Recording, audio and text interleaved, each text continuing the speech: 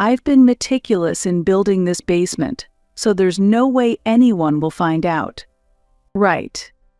Thank you for preparing such a lovely room just for me."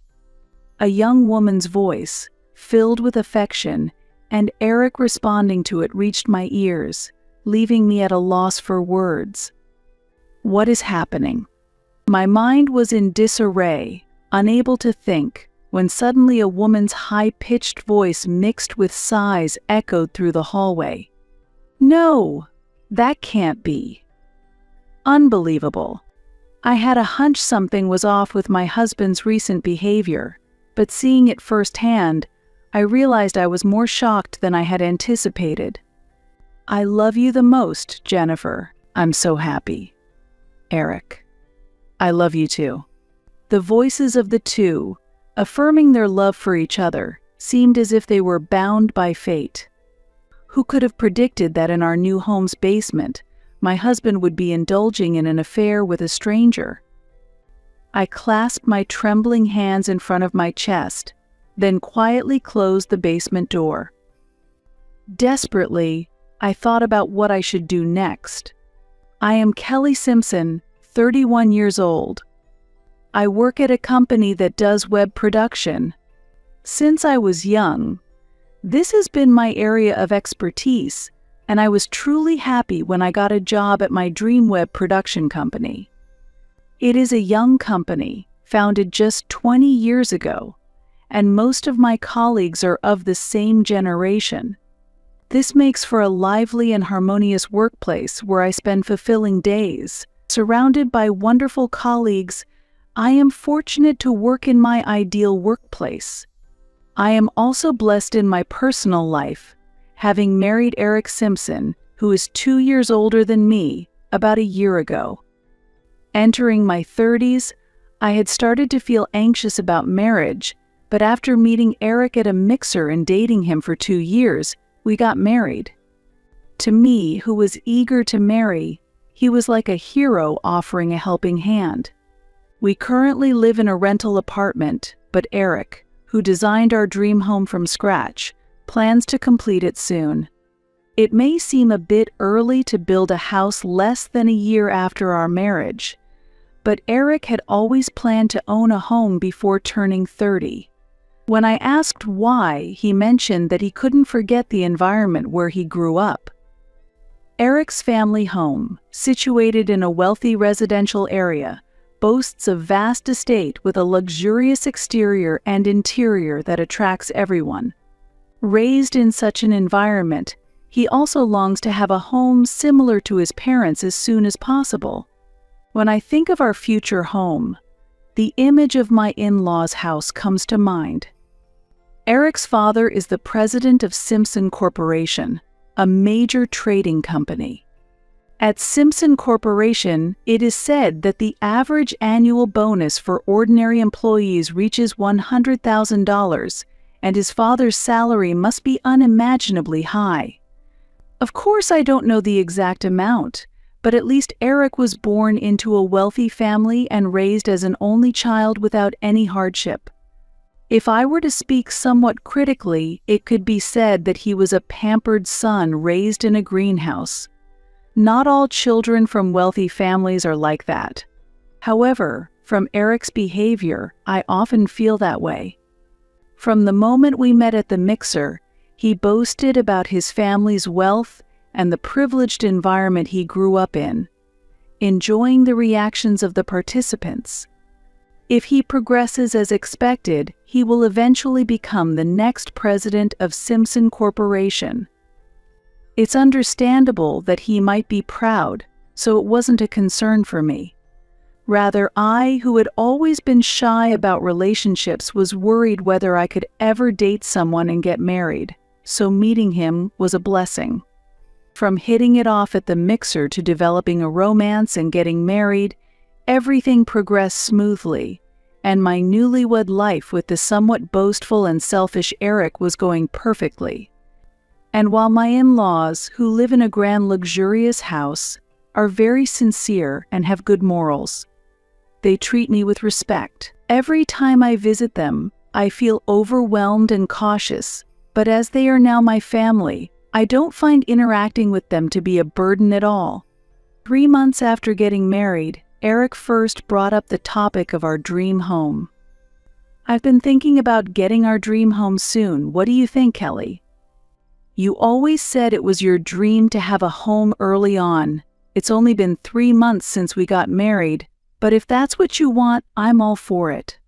Since I had heard before that building a home was his dream, his suggestion didn't come out of the blue, and I was positive and willing to cooperate. Thank you. Then I'll contact an architect who knows my dad right away. I think he can give us advice soon. Sure, I'll leave it to you. Please go ahead. Eric seemed pleased to move the conversation forward, so I immediately agreed with a smile. However, at that time, I didn't yet know that owning the dream home Eric spoke of would later become a major source of trouble. As the plans progressed smoothly, I set one condition for Eric about the home mortgage. Considering both our incomes, how about I cover 40% and you cover 60% of the payments? When I asked, Eric immediately nodded and smiled, saying, "Of course. In fact, based on income alone, it would be more reasonable for Eric to bear a greater share. But as a working woman on my own, I wanted to take responsibility for our new home, so I proposed this distribution. However, if the mortgage were to be in joint names, there could be potential trouble if anything happened, so the mortgage was put in Eric's name. As an active employee and the future president of Simpson Corporation, it was reasonable to have the mortgage under his name. Eric seemed uninterested in the details of the mortgage, quickly agreeing to my terms and the name, then starting to talk about the exterior and layout of the house. How about making the staircase leading from the living room to the second floor a spiral staircase and having an open floor plan? It's nice to have a sense of openness, isn't it? Also, building up to the third floor would be a waste because it would cost more for things like exterior painting. So it would be better to have a basement. I agree with the open floor plan, but a basement is a bit unusual, isn't it? The word basement didn't quite fit the atmosphere of the house Eric was describing, and I was momentarily puzzled. It saves money compared to building up, and a basement can be useful in case of emergencies. I'm planning to use it as a bedroom for now, but if you don't like it, we can make the bedroom on the second floor and use the basement as a storage room. I was just surprised because I didn't think you would be particular about having a basement. I felt a slight discomfort with the assumption that a basement was a given, but I decided it was just one of his preferences. Besides, as he said, having a basement might indeed be handy for storage space, so I agreed to it. Although it might be unusual for a woman, I'm not really interested in designing layouts from scratch. Therefore, I had no problem letting Eric make all the decisions. When I agreed to include a basement, Eric's eyes seemed to sparkle even more. It appeared that he really wanted a basement. I found him very attractive when he talked about his passion for our dream home. He continued to visit the architectural firm multiple times, refining the floor plan through trial and error. I joined him when I could, but often work popped up suddenly on weekends, and there were days I couldn't accompany him. However, Eric didn't seem to mind when I couldn't join the meetings. On the contrary, he was happy that all his requests were being implemented and always came back satisfied. "How did the meeting go, Eric?" I asked. "Yeah, everything is going smoothly. I can't wait for our dream home," he replied excitedly, his eyes shining. He seemed to be eagerly anticipating our new home. And a few months later, our new house was finally completed. It seemed the contractor had prioritized Eric's requests from the architect's instructions. I was immensely grateful to the construction team. The newly completed house had a chic color scheme, a dignified yet stylish construction. Although I had visited the site several times during construction, seeing the completed home made even me, who isn't particularly fussy about houses, excited and thrilled. After thoroughly admiring our new home, Eric took several photos from various angles with his smartphone. However, just as the new house was completed, Eric's return time from work began to get later. "It's a busy period right now, sorry, but I'll be coming home late for a while, so don't worry about dinner," he said, rubbing his hands together apologetically. Watching him, I was convinced that he was truly overwhelmed with work. As the heir to Simpson Corporation, Eric carries more responsibilities than typical business operations. No doubt he's also learning the ropes of company management from his father, the president. "Are you okay?" "Don't overdo it," I told him, concerned. From that day, his return times really did become later. I also have busy periods at work, but I'm not as late coming home as Eric is currently. For Eric, who is always so busy, I make sure to keep the home comfortable at all times. However, I began to feel a sense of unease growing slowly. On the rare occasions he came home early, he would seriously search on his smartphone for furniture and appliances that would suit our new home. During one of these moments I wondered, "This bed and storage shelf, I think they'd fit perfectly in our new home." The pictures showed a bed and storage shelf far too large for just the two of us. We're not the type to hoard things, so I wondered why we would need such large furniture right now. "The design is nice, but why choose something so big?" I asked. Eric's face, which had been enthusiastic, suddenly turned sour. "We might need it if our family grows, right? Bigger covers smaller, so it's better to have something larger." Right. Family growing probably meant when we have children. At that moment, I realized something. Recently, Eric and I hadn't been intimate. Thinking back, this started around the time Eric began insisting on having a basement in our new home. It's strange for a newlywed couple to go months without intimacy. Once I became aware of it, what hadn't seemed a big deal before felt like a significant issue, and one night I mustered the courage to talk about the growing distance in our marital life. "Eric, maybe we could. Sometime." It was embarrassing to initiate explicitly, so I tried to convey it through the atmosphere. "Sorry, I'm just too tired today." "Let's pick another day," he casually declined, and then immediately covered himself with a blanket. It was a shock. Rejected despite being the first time I had initiated. And by my new husband, no less. There could have been a kinder way to decline, and doubts about his feelings began to arise. Initially, Eric was the one who actively initiated. Holding back tears, I quietly exhaled in the bed and fell asleep that night. Since then, there were no initiations from Eric, and his return times from work got even later. However, he was enthusiastic about furnishing our new home, and new furniture he ordered online continued to arrive at our new home. This weekend, we're scheduled to move into our new home. In line with this, he was happily purchasing new furniture online on his own. Finally, the weekend arrived, and the day of our move came. Messages confirming the day's move from both our parents arrived early in the morning, showing high interest in our new home. During the moving process, I stayed at the old house to oversee the packing, while Eric went ahead to the new house to direct the placement of furniture and the moving in of items.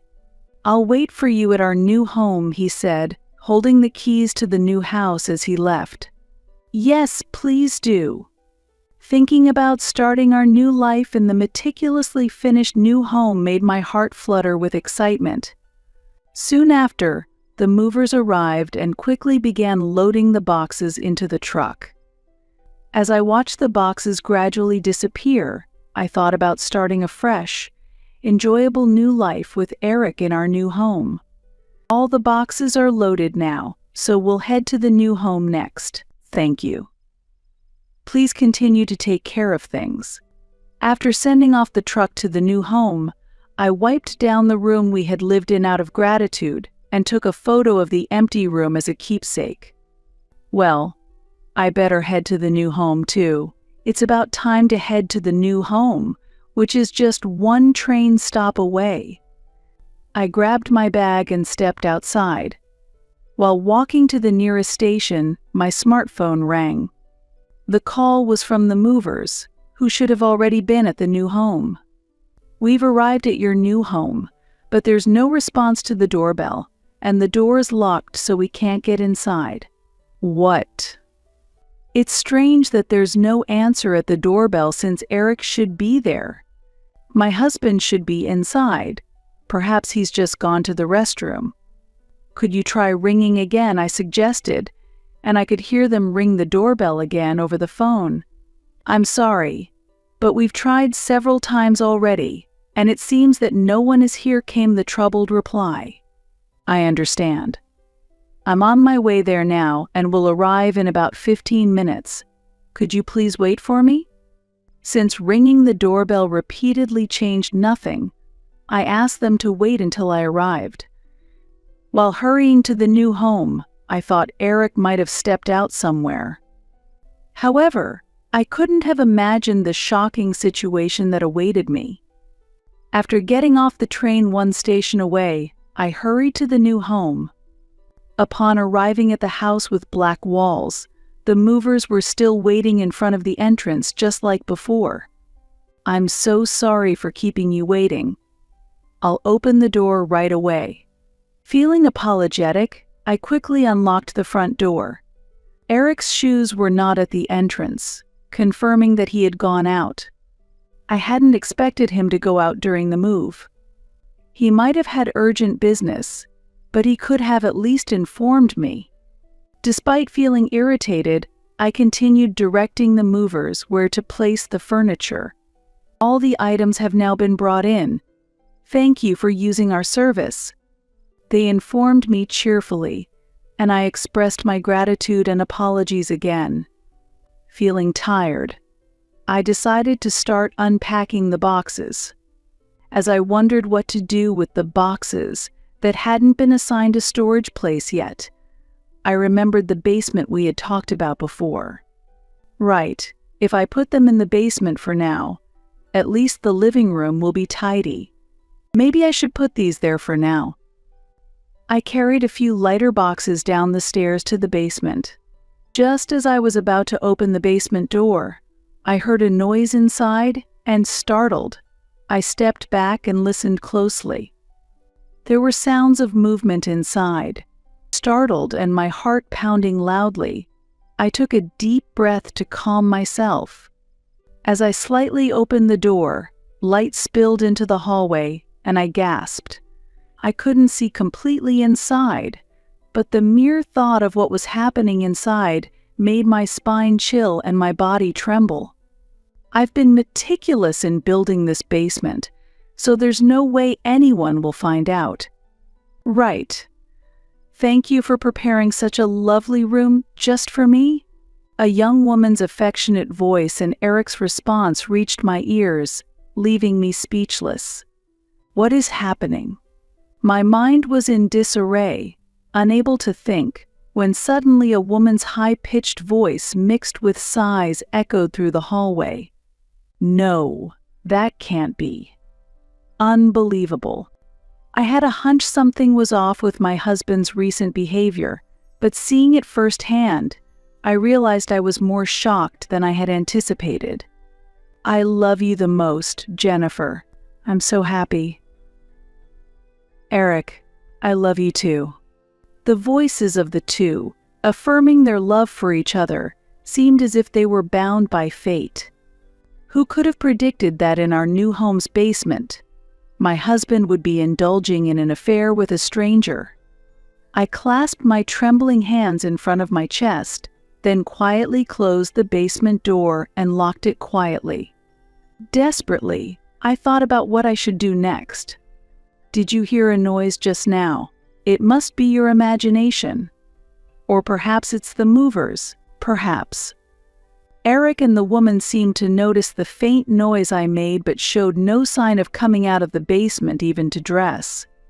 While astounded at their nerve to commit infidelity in the basement on moving day, I felt a deep anger from within. What have they done to me? We were still newlyweds, supposed to start a happy life in our dream home. As I clenched my fists so hard that nails left marks on my palm, a surge of vengeance against Eric welled up inside me. I wanted to catch them in the act of their affair at all costs. I decided to act immediately for that. I quickly contacted my parents and in-laws, as well as Eric's aunt and uncle who live nearby. When I told them I wanted to show them the new home, family and relatives quickly came over. My parents and in-laws especially seemed to be fully prepared as they had already planned to visit today. Eric's relatives also arrived, and I felt inwardly satisfied. Thank you all for coming. There are still some boxes left, but please make yourselves comfortable. I guided everyone around the new house with a bright smile, hiding the flames of revenge burning inside me. What a wonderful home! I never imagined you could live in such a grand house. It's all thanks to the Simpson family. No, I left everything about the new house to Eric, so I didn't help at all. That's right, this house was built with mortgage taken by our son and Kelly. We are grateful to have such a wonderful woman as our daughter-in-law. The parents modestly complimented each other as they cheerfully toured the upstairs rooms, then descended to the first floor. I heard from Eric that there's a special room in this house my uncle mentioned. Yes, that's right. Eric even bragged about it to us, my aunt answered with a laugh, and I mentally pumped my fist, pleased that both my uncle and aunt knew Eric was proud of this house. Yes, especially the basement, which Eric took great care in designing. Let me show you now. With everyone gathered, I led them down the stairs to the basement. It seemed that Eric and the unknown woman's affair was still ongoing, as I could hear her sweet voice. Here is the basement that Eric particularly focused on. Please go inside. I turned the key and flung the door open forcefully, revealing the scene one had anticipated. What? What is this? My father-in-law exclaimed in shock upon seeing his son's disgraceful behavior. Finally noticing us, Eric and the woman stopped in shock, still embraced. Why are my parents here, and Kelly and my aunt and uncle too? Ah, don't look at us. They panicked. But we were the ones who wanted to scream upon stumbling upon this scene. You two. What are you doing here? My mother-in-law yelled, her face turning red. My parents were too shocked to speak, standing dumbfounded. Wait! Listen to me. Eric tried to make excuses, but in this situation his words lacked any convincing power, and he stumbled over his words. Huh? Hey, that woman, she isn't an employee at our company, is she? Seeing the woman's face, my father-in-law muttered. Reacting to the mention of our employee, the woman suddenly looked frightened and pulled a blanket over her head. Seeing her reaction, my father-in-law looked at Eric in astonishment. Is that woman someone from the company? I asked my father-in-law. He nodded, his voice trembling. Yes, she's one of our new employees, what I exclaimed, confused. New employees were usually around 22, fresh from university, or 18 if they had just graduated high school. I recalled that Eric had proposed building this house around May this year. At that time, he was enthusiastic about designing the basement and was excited about purchasing large storage units and a bed, whose purpose was unclear. I had thought it was his love for a future family and his unique interests, but putting together the pieces from earlier, the situation seemed very different. And it was around the time when our intimate life as a couple ceased, and he started coming home late due to a busy period. Foon. So maybe you met this new employee in April and immediately started an affair? You wanted to build a basement to sneak her in secretly, and needed a big bed and storage to enjoy your rendezvous. Here I confronted Eric with the suspicions I had been harboring. It's not like that, Kelly. The basement was supposed to be a space for hobbies, and it could also be used for storage. I chose the furniture thinking of the future. His excuses seemed desperate and unconvincing. I felt the love I had for him cooling rapidly, like the receding tide. Just for storage, you specifically wanted a basement? I believed in your passion for our dream home. That's why I finally agreed to the basement. But looking at this situation now, don't you think it's unreasonable to ask me to believe you? Eric looked down, unable to respond. I had never imagined that our new life in this eagerly awaited home would be betrayed in such a way. Betrayed by my husband's affair with a younger woman, my heart felt like it was being torn apart. Do you understand what you've done? Having an affair with your boss who's 10 years older than you, you've got some nerve. I pulled off the blanket covering her head and stared into her eyes. I didn't know Eric was married, she said tearfully, looking anxious. But my father-in-law wouldn't have it. That's impossible.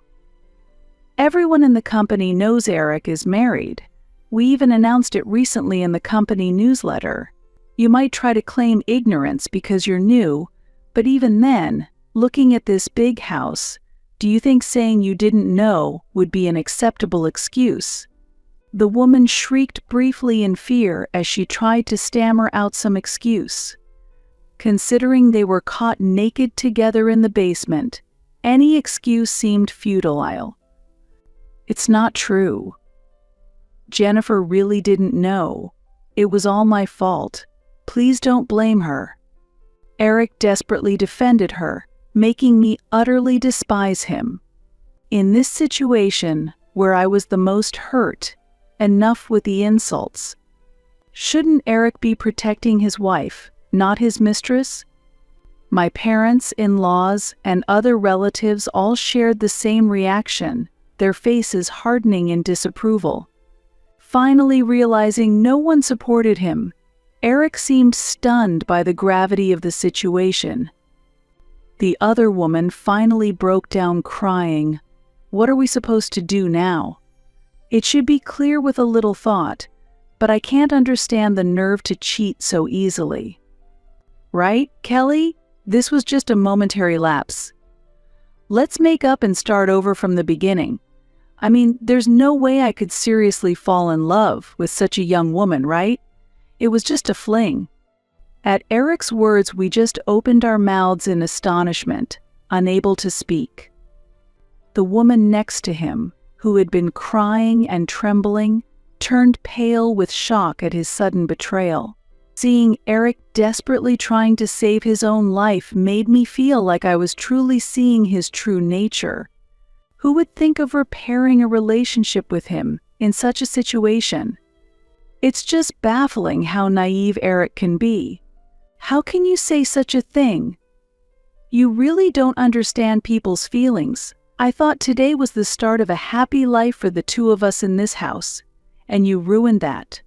So from now on, you think a momentary lapse of judgment is an excuse. And you were rude not just to me but to her as well. I wish you had understood that infidelity comes with risks. If you're going to do it, be prepared to lose everything and protect her to the end. That's because I was immature. Even now, he still doesn't understand his position. I was even more disappointed by his attitude. My father-in-law also showed his displeasure with Eric's frivolous behavior. Will you be quiet and listen? What is this frivolous attitude of yours? You should be sincerely apologizing to Kelly first, shouldn't you? Thinking only of saving yourself is the height of foolishness. Everyone was overwhelmed by my father-in-law's intense presence. I did not raise a son like this, someone who lacks human decency and can't distinguish between right and wrong cannot hold the position of future president of the company. And you, miss, are fired effective today. Eric and the woman gaped in shock at this sudden declaration. Wait, Dad. Please don't take away my position. I'll do any job, just reconsider that part, please, Eric pleaded. The woman also hurriedly continued. President, I am terribly sorry. I got into a company I could brag about to my parents as a new graduate, and to be fired over something like this. What will they say? I don't mind being transferred, just please don't fire me, I beg you. The two desperately begged for my father-in-law's forgiveness. However, my father-in-law's expression did not change at all, and it was clear that he was completely unmoved by their words. After a brief silence, he inhaled deeply and rebuked them. You two, you're apologizing to the wrong person. The person you should be apologizing to is Kelly. If you can't even understand who you should be apologizing to, there's no way I can entrust the future of Simpson Corporation to you. Do you understand? Finally receiving their last warning, the two screamed, "Ah," and clung to each other. Their figures looked pitiful, but I felt nothing more. If you understand, can you please leave now? I said indifferently. Kelly, please forgive me. I'm apologizing like this. Please, Eric begged. I apologize too. Please forgive me, the woman also desperately apologized. Despite not apologizing sincerely, they clung shamelessly, and I glared at them and shouted, "Stop insulting people.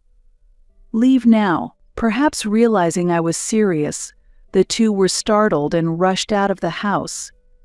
Afterward, we who remained just looked at each other, trying to calm ourselves.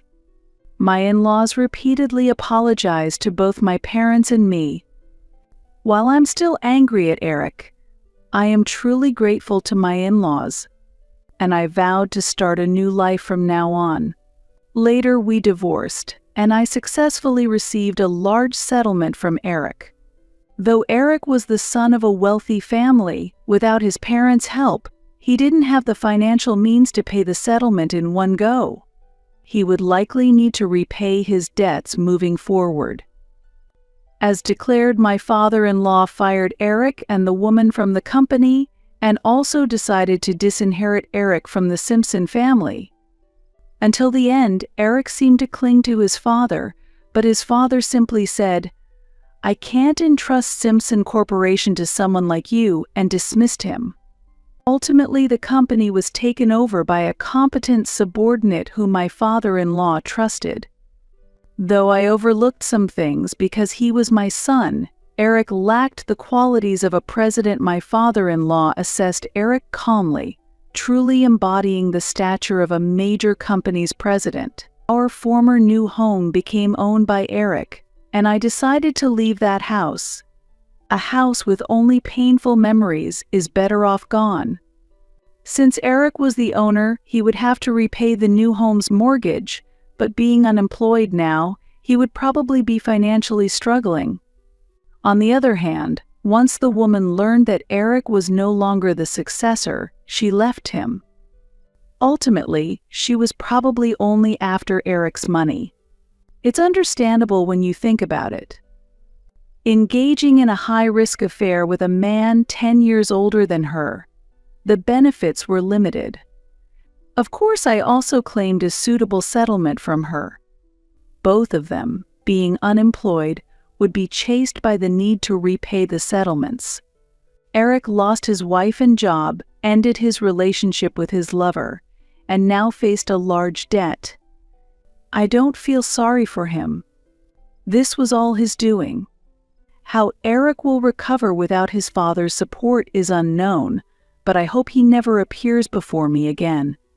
Afterward, I moved to a rental apartment suitable for living alone to start a new life, surrounded by my favorite furniture.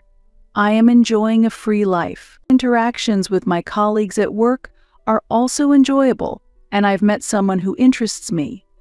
If I ever decide to marry again in the future, I will discuss thoroughly with my partner and build a home we both agree on.